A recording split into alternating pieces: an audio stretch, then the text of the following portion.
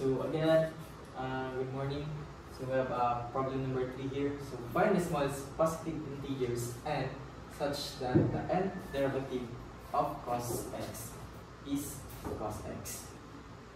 So for this one, we will have a higher derivative for this problem.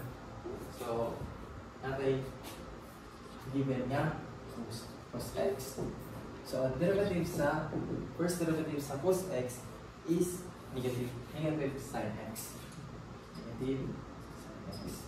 So i-derive sa nato siya in second derivative. So negative sin x is negative cos x.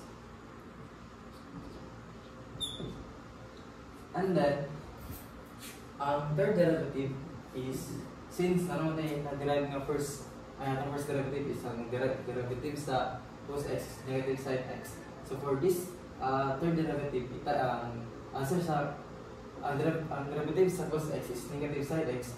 Yan, na may negative diri, so mayroon na siyang sin x. And para mabalik siya, dapat ang atong goal is para mabalik siya sa cos x.